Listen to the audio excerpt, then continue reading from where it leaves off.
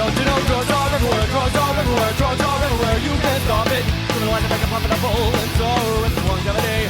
Drugs are everywhere, drugs are everywhere, drugs are everywhere. Hey, Murph here. I'm a former heroin addict, current alcoholic, and you're tuned into Self-Medicated Weekly Dose, a podcast all about drugs and the people who use them. As always, this program's inspired by the harm reduction movement, informed by my personal experiences using all sorts of drugs for damn near 30 years, and enlightened by my special guests. But yet again, this week, I am guestless, as it were, guestless, questless. Those of you who've tuned in last week, know the deal. I moved into the new studio here. I moved into a new place. Got a new home setup going. Trying to get the tech together. Trust me, the guests will be here. Look, I explained it to you already. All right, so get off my back. The guests will be back very soon. I promise you.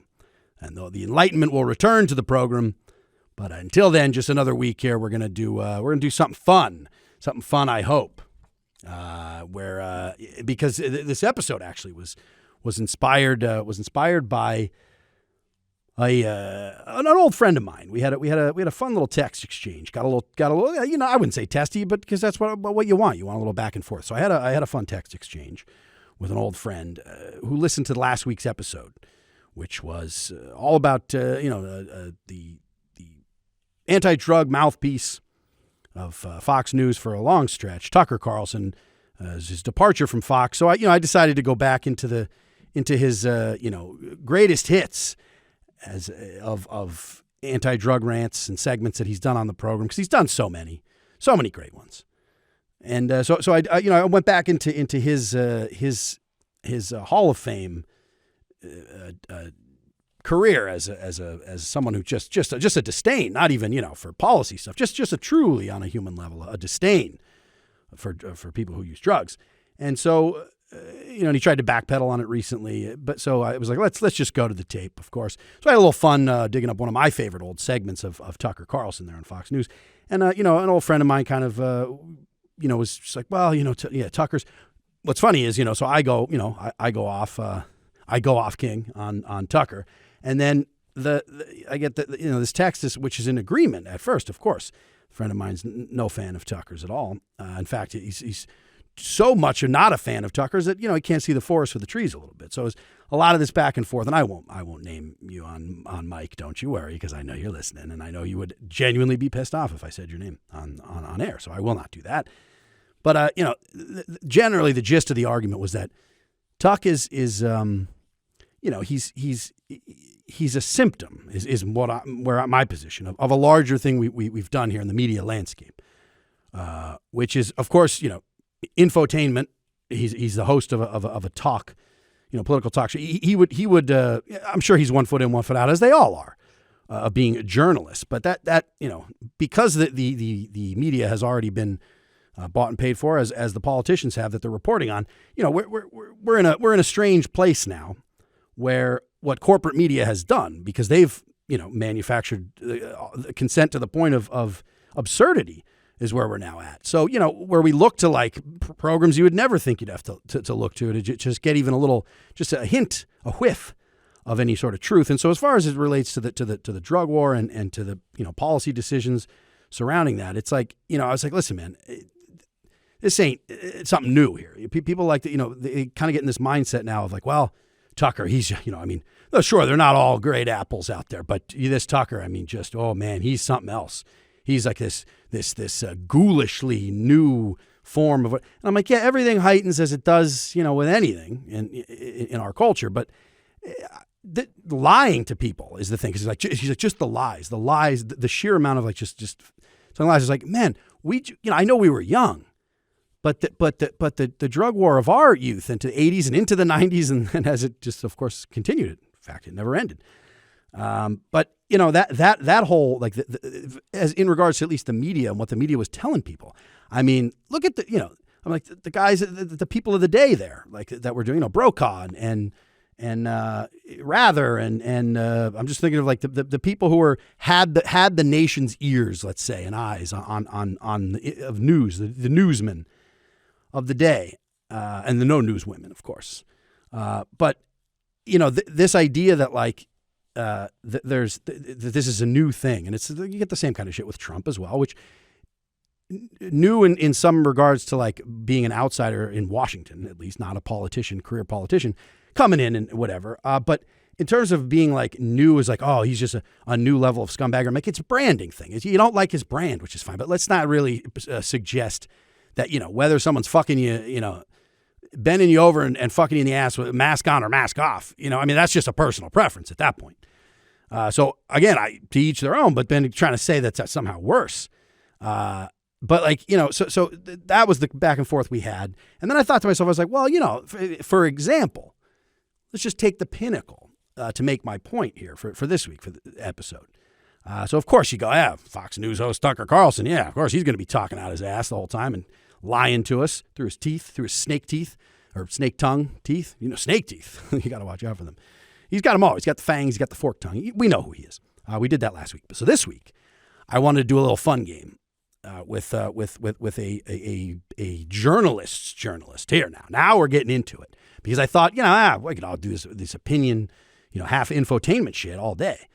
But let's go to the real deal. Let's go to the man who was dubbed the most trusted man in America. This is the American public now. This is he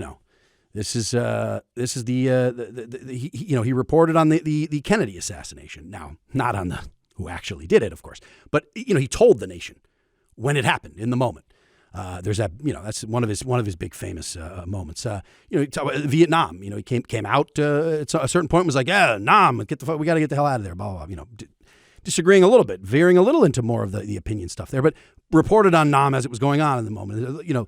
I believe I want to say the moon landing. Is that wrong? I don't know. Maybe he did that. Maybe he didn't. But he reported on a lot of big moments. Was this guy coming in with some breaking news, and he was a newsman. He was at the desk, and he was a newsman. Of course, I'm talking about Walter Cronkite. And just legendary broadcaster for CBS News for decades, and then as an elder statesman, of course, afterwards, just a guy again, like I said, who a whole generation of people were just kind of like, well, most trusted man in America. He's the newsman. He'll shoot us straight. This is the news now. This is we're not talking about one of these wacky ass Sally Jesse Raphael or Phil Donahue programs. We're talking about the news. And so the most trusted man in America, Walter Cronkite. I have a little number here from him that I would like to dive into. And this is a bit I found from the Partnership for a Drug-Free America, which they could be their own goddamn episode. We can get into that at some point. But basically, pardon me, this bit is Cronkite as one of their mouthpieces now that they brought into the fold. And he's presenting, there's just a bunch of PSAs that come on after this. This is some video. I don't know, where the hell, God bless the Internet Archives, got it from there. But I don't know originally what it was supposed to be or what it was marketed as. But I think it was probably just a bunch of these PSAs bundled together and then presented by the most trusted man in America, Walter Cronkite. And so Uncle Walty sits down and he shoots straight. I mean, these drugs are rotten. So I decided to go, well, there's a nice little laundry list of discrepancies I have here with Mr. Facts, just the facts here. Again, this is Tucker here. We're talking about the man. This is the real deal. So I decided to go Family Feud style, one of my favorite game shows. I mean, the Steve Harvey years are a dream for sure, but always going way back. I always loved the Feud, and I decided to slap. Just to label these the stream of fibs, because there's a lot of them that come here fast and furiously. So, I'm gonna hit them with the incorrect answer buzzer, and slap that big red X on his face. Classic Family Feud. That's somebody's uncle would give a really dumb, weird answer to something. So I'm gonna hit. That's my way of labeling. And you know what? Look, man, you want to fucking who fact checks the fact checkers. I'm fast and loose on this program, but I got my pad today. I got my pad here so I want to check some of the numbers just to be certain. So I'll cite, I'll throw some links out in the description of this. As always, of course, hit me up if you disagree. If you agree to disagree with the facts, hey, I don't know what to tell you. That's on you. All right, so here's this piece we'll get into. This is from the Partnership for a Drug-Free America. This is legendary newsman Walter fucking Cronkite. Here we go. This videotape is a call for enlistment. We want you to join us in combating use of illegal drugs. Right out of the gates here, just real quick, I want to mention this. You're not gonna slap anybody with an X just yet, but the framing here and the tone and the language, the rhetoric, we're enlisting you to combat, this drug war, and it's just like Jesus Christ, what? Went from, questioning with the Vietnam War. I'm like, this is now, this is a draft? Is there a draft for the goddamn drug war? You're just getting, send us your firstborn, folks. We got to fight this enemy at home, combat them. I just went into Nixon. I always do. Whenever I get to grumbly old man, it's always turns into, I've earned everything I got. I'm Walter Cronkite Nixon Richard. I'm all of them. All these jowly fucking old white dude basset hound dick bags. All right. So anyway, this is already, we're now in war and we're engaged and we need to enlist the public to join this war here. Already drugs are taking a dreadful toll. Hundreds of thousands of people steal and mug every day to support the habit. Okay. Now, here we go. Hundreds of thousands of people every day steal and mug. So we're talking, we're talking property crimes here. And, hey, Murph here, cutting myself off real quick. I ramble a little bit. I kind of, mentioned some numbers on my yellow pad, but just, I'm going to go back in because, I was falling asleep and I'm thinking to myself, when I cut this episode together, I don't think I ever really just laid out those numbers on the crime statistics there. So I know goddamn well my buddy listening to this is going to call me out on that. And I'm going to have to send him a goddamn link to this anyway. So let me just lay it out for you here in the episode. And I'm whispering because it is the middle of the night, and I have come back to the studio to just drop this little nugget in here before I upload the episode tomorrow. So real quick, here are the numbers. Uncle Walty said hundreds of thousands of people a day are stealing, robbing, mugging, whatever. So property crimes, as we established, at their all-time high was 1991, which was also after he even said this, but whatever. He was in the 80s saying this. The highest it's ever been in the U.S., property crimes, in a year, just under 13 million, which would be a little over 35,000 a day happened that year. So here we are, Uncle Walty, hundreds of thousands of people. And that's also assuming that everyone who committed those property crimes was doing it for drug money, which even if you give them that, that's 35,000, buddy, not hundreds of thousands. So I don't know who's in your ear with some statistics, Uncle Walty, but guess what? We got the internet now. Okay, back to it. Take care. Hundreds of thousands a day is absurd. That's not real. That's not a real number. And I don't even know where he got it from. But, you don't question. He's the most trusted man in America. You don't ask him to see his fucking numbers. I'm over here ranting and raving 30 years later with a goddamn legal pad like an asshole. But nobody's asking Mr. Cronkite for his numbers. Youngsters are ruined by crack before they have a real chance to live.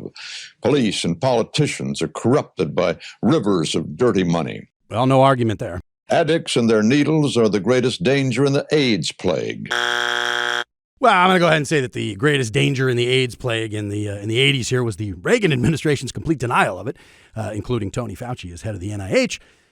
That was a danger. That was certainly a bit of a danger, I'd say. If you're going to go even beyond that, however, even into statistically, what the spread of HIV and AIDS was, intravenous drug use is behind gay men, having sex. So I'm like, that seems like, again, now you're putting it back on this. So I won't play that game, Uncle Walty. You're not going to trap me in there, my friend. But I will just say even that's just wrong. It's wrong on all the levels. It's wrong on, and no matter how you want to quantify it, as the greatest danger to who and to what and for what. Get people medicine when there's a fucking disease going around, you fuck. What's so incredible about this is that the drug problem is totally self-induced. Now, the drug problem, this won't just be semantics, but I'll start there for this one. The drug problem is that they're illegal, and that's people's biggest problem with drugs. That's where most of the harm from drugs comes from, is because they've been criminalized and stigmatized. So, you're pushing a campaign of stigma here, which in turn trying to push more policy of ramping up the war on drugs. So this is like, on every level here, we've got the semantics, the drug problem, but also like the other reasons as to why people might be doing this. Again, you're like, is that self-induced? I mean, what really? This is a bootstrap argument for sure. No one asks to get cancer. No one asks for a heart attack. But drug use is totally voluntary. A lot of it may be because of ignorance. A lot of drug use may be because of ignorance. I mean, look, I'm not going to sit here and say, because do you think maybe there's also some ignorance surrounding it because everything that's been put out from people in authority, such as yourself, at least I refuse to give you or any of those clowns authority, but you've taken it. You've taken it. Do you think maybe there's any sort of ignorance, meaning you just don't know what exactly these drugs are and what they do, is because you've lied about all of them at every turn? The actual public education that went out there, the DARE program, also was lies, was all just completely fabricated nonsense, fear mongering.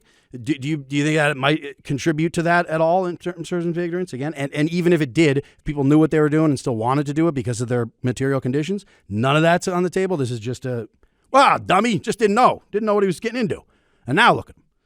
He's multiplied by hundreds of thousands, and he's out there every day robbing people.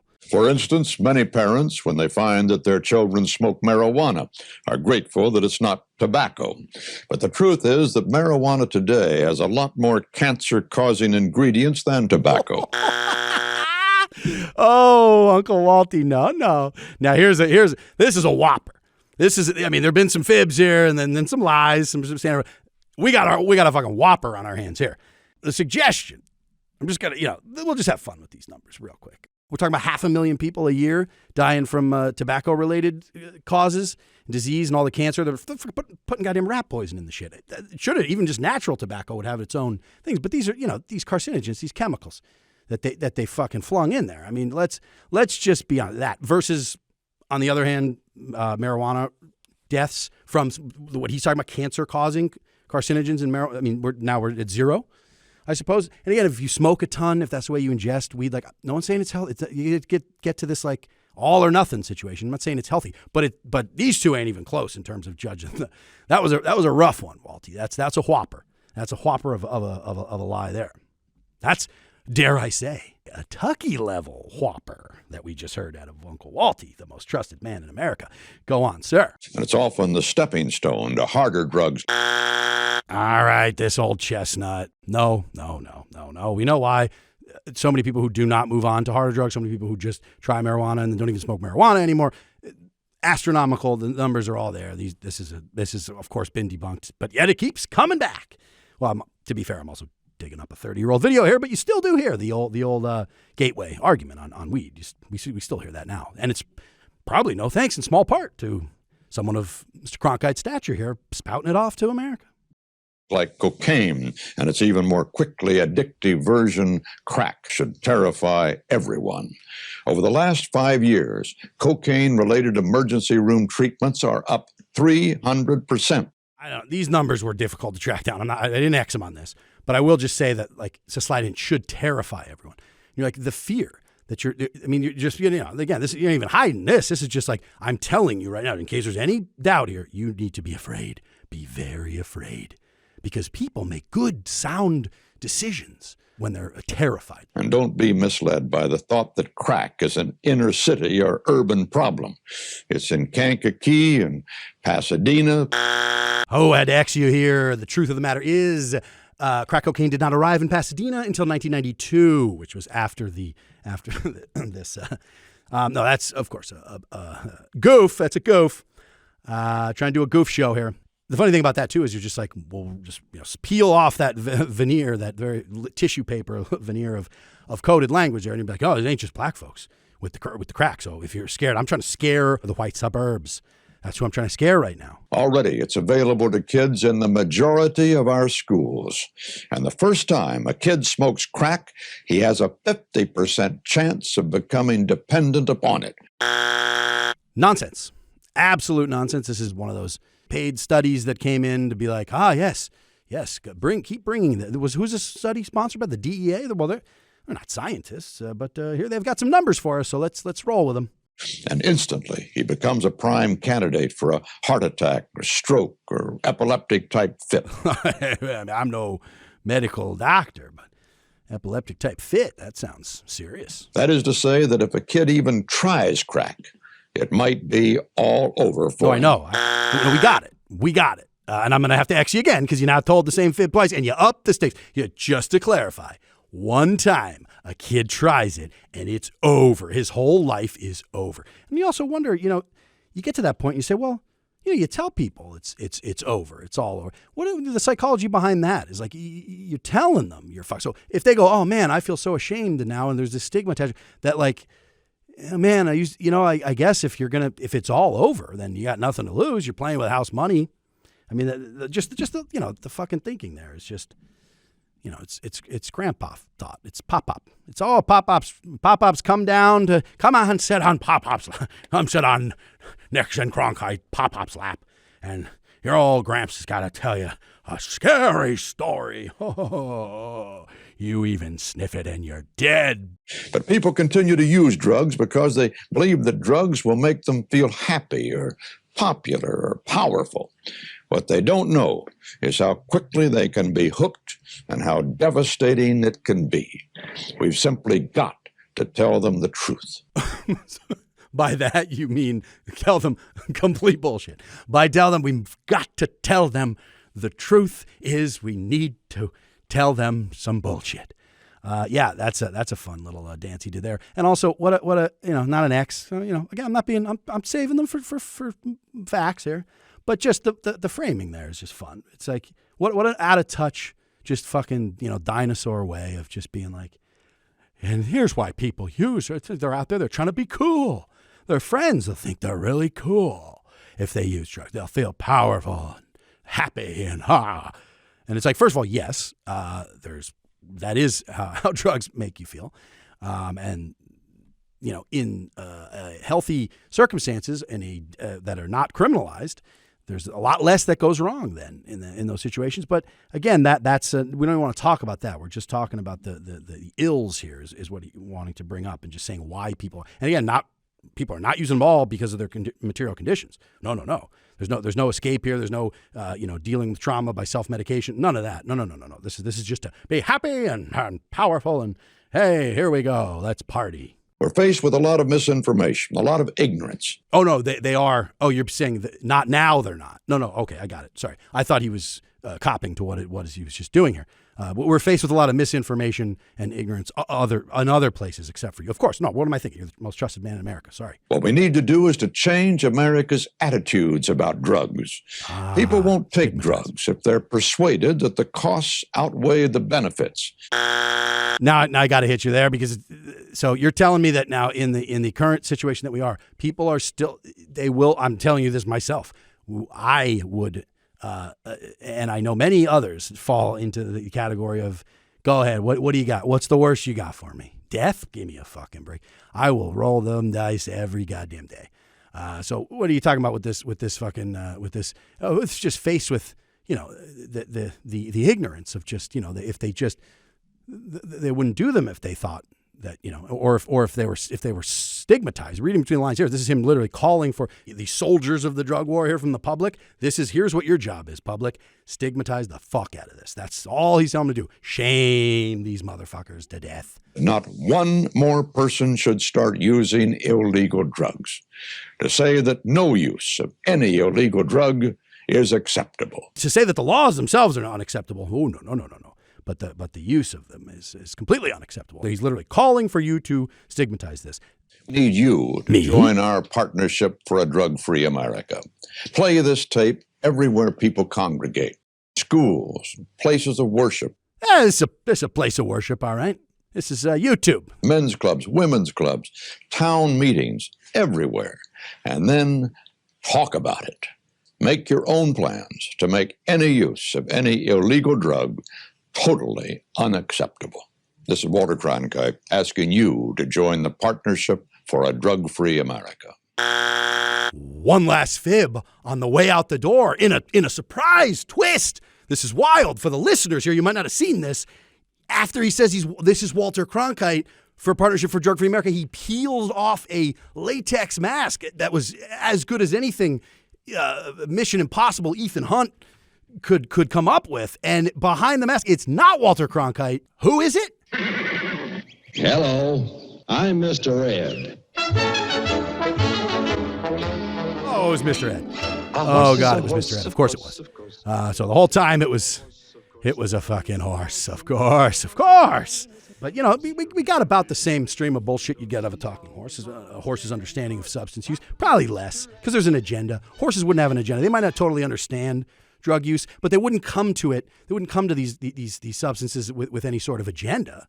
So at least you might not get, the best information or the most, up-to-date evidence, facts, whatever it is. You might just get like a horse going, I don't know. I'll take the xylazine. I know people don't want it on the street there unknowingly, but I'll take a little bit of that xylazine. Give me that horse drink.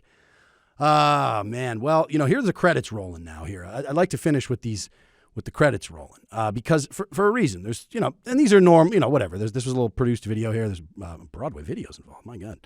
But, a couple of people who were involved in the production of it, someone from Reader's Digest, it looks like, whatever. And then Walter Cronkite, CBS, a.k.a. Mr. Ed.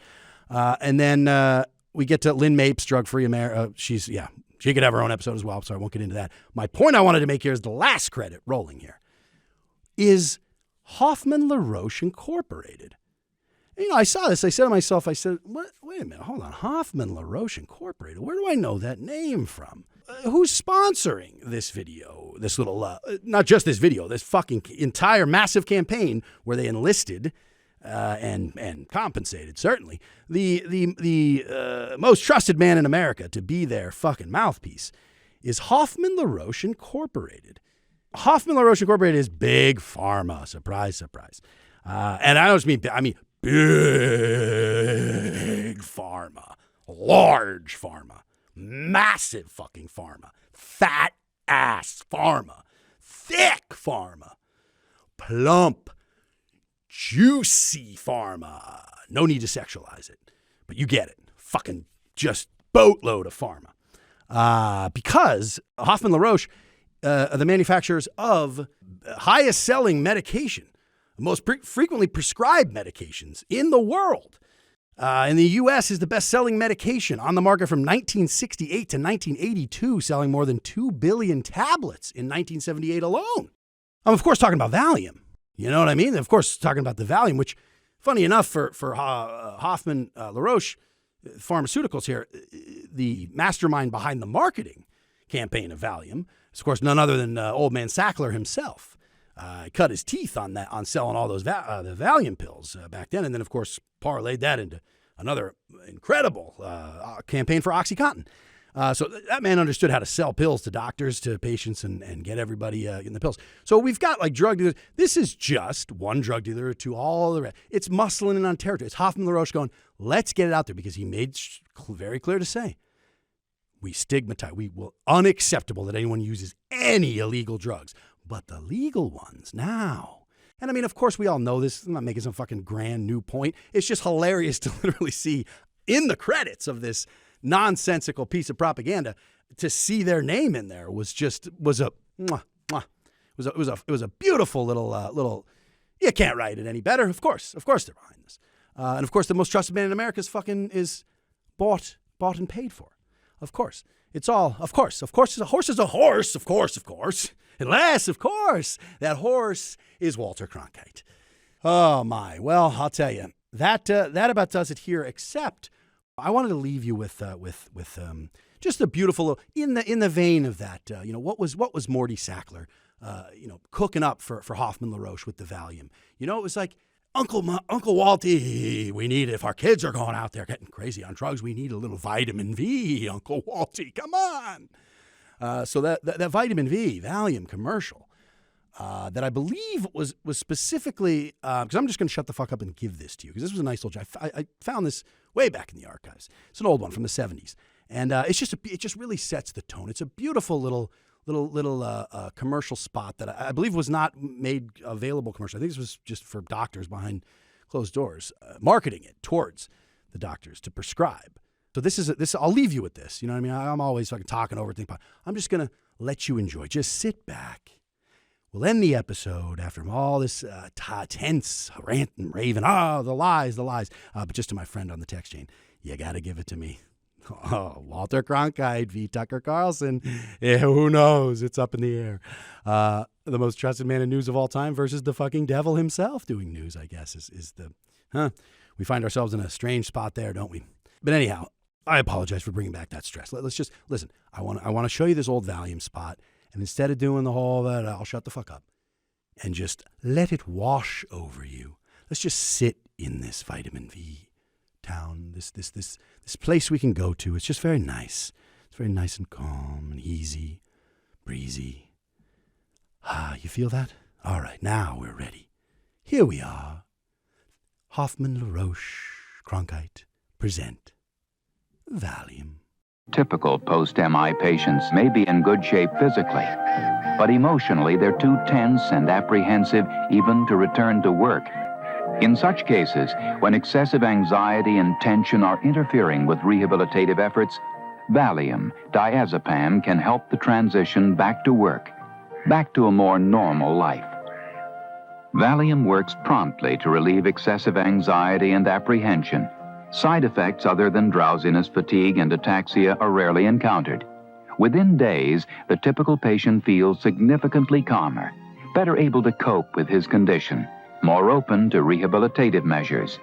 Patients taking Valium should be cautioned against driving, drinking, or operating dangerous machinery. As anxiety diminishes, so do secondary depressive symptoms in the psychoneurotic patient. The patient finds it easier to feel hopeful about the future.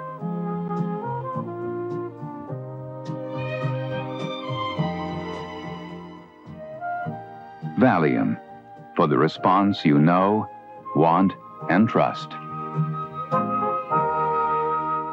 Oh, my word, for the response you know, want, and trust. Bless us all. Oh, the bounties. You just can't, again, you can't write it any better. The Partnership for a Drug-Free America, sponsored by Valium and brought to you by America's most trusted voice, Walter Cronkite. Come on. Can we please just enjoy? All right, well, that's going to be it for here. I'm going to get back to you with some more enlightenment, with some guests coming in hot next week. But I always appreciate you, and I appreciate my friends who text me and fucking totally disagree with me. Please, text me, call me. 443-MK-ULTRA. As always, call in, text, email, hit up the show, please. Disagree, agree. Is any of the Sacklers out there? Are any of the Hoffman LaRoches? Let's get Cronkite. Let's reanimate his corpse. Bring his AI. Let's get Cronkite AI. Let's get AI Cronkite on the program, please. Whoever can book that guest for me, I would love it. All right, well, this is about it, and that's about that. Oh, fuck. I wish I had his Cronkite's. Damn it. I could have stuck the landing there. Damn it. What does he say? And that, not that reference would probably anyone would get that's under 70 years old. And that's the way it is. I think that's it. All right. Well, take care. Thanks so much for listening. This has been your weekly dose. Hey America, there's no use of sleeping with your children, with your daughters, with your sons, and with your husband. Self-Medicated Weekly Dose is hosted and produced by me, Murph Meyer, with support from Pop Culture Collaborative. Our theme song is My Congressman by 15, courtesy of Jeff Ott and Hopeless Records. Original artwork and production design by Diana Kolsky. Thanks so much for tuning in. If you enjoyed the program, you can listen to new episodes of Weekly Dose every Wednesday, wherever you get your podcasts. While you're at it, subscribe to the Self-Medicated YouTube channel to see new video clips from the show each week. Follow me on Instagram at Murph Meyer. And for some top-shelf harm reduction resources, head over to selfmedicatedpod.com. Also, don't forget, you can call the Weekly Dose podcast anytime to leave me a voicemail message with your thoughts on drugs and the people who use them. Just pick up the phone and dial 443-MK-ULTRA. All right, that's about it for me. I'll see you next week. Love and solidarity. Goodbye.